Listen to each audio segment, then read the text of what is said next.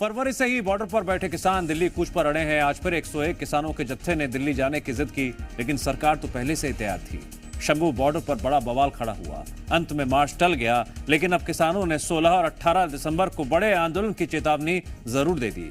क्या एक बार फिर किसान और सरकार आमने सामने होंगे?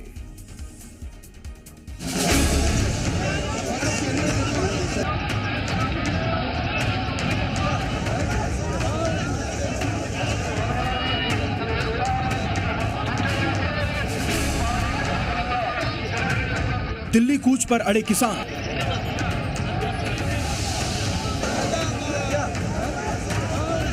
शंभू बॉर्डर पर फिर तकरार। किसानों की दिल्ली कूच की यह तीसरी कोशिश है। फरवरी से ही पंजाब के किसान दिल्ली जाने के लिए जिद पर अड़े हैं। पैदल मार्च कर दिल्ली पहुंचने की कोशिश कर रहे किसानों को रोकने के लिए वाटर कैनन का इस्तेमाल किया गया। ड्रोन से आंसू गैस के गोले छोड़े गए, जिससे किसानों में भगदड़ मच गई।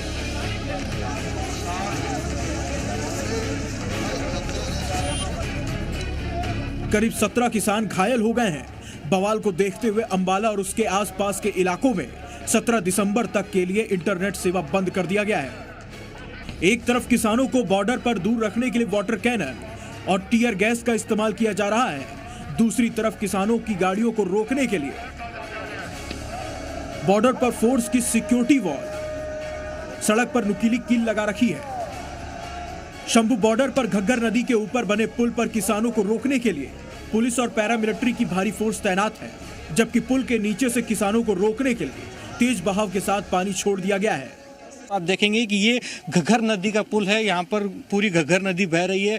आप पानी की रफ्तार से, तीव्रता से पता लगा सकते हैं कि अगर किसान पैदल भी क्रॉस करने की कोशिश करें तो नाकामयाब होंगे, क्योंकि किस प्रकार से पानी का जो बहाव है वो ये दर्शाता है कि किसान यहाँ से क्रॉस नहीं कर पाएंगे। तो वहीं पुल की दूसरी ओर अगर आप देखें तो प्रशासन की मुस्तैदी देखिएगा, किस प्रकार से पैरामिलिट्री फोर्सेस और हरियाणा पुलिस के जो जवान हैं वो लगातार इस दूसरी तरफ पुल पर बने हुए हैं, ताकि किसी भी प्रकार की लॉ एंड ऑर्डर की सिचुएशन बनती है तो उसको कंट्रोल किया जा सके। किसानों को समर्थन देने के लिए रेसलर बजरंग पुनिया भी शंभू बॉर्डर पहुंचे, केंद्र सरकार पर निशाना साधा और कहा कि पंजाब और हरियाणा के संबंध खराब करने का आरोप लगाया।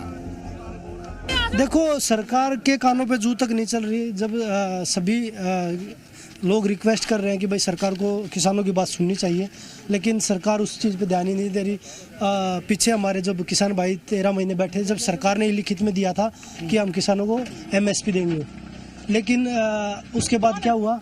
10 महीने से अभी आंदोलन चल रहा है और 10 महीने में अभी भी लाठी डंडे और आंसू गैस के गोले ही मिल रहे हैं किसानों को।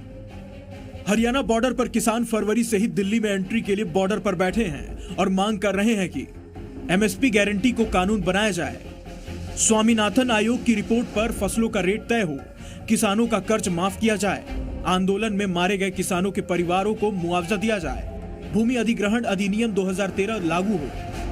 आज पूरा देश देख रहा है हम किस तरह से पीसफुली आंदोलन कर रहे हैं और हमारे ऊपर पैदल जाते जत्थों के ऊपर किस तरह से भारत की सरकार, उनके अर्धसैनिक फोर्स, हरियाणा की पुलिस जबर कर रही है। आज संविधान पे चर्चा हो रही है देश की पार्लियामेंट में। मैं कहता हूं सत्ता पक्ष वालों से, विपक्ष वालों से, आप लोगों की किसान मजदूर की वोट लेकर बने हुए हैं और देश की पार्लियामेंट में क्या किसान मजदूर की बात नहीं होना चाहते? हम चाहेंगे, दोनों पक्ष बिके हुए हैं।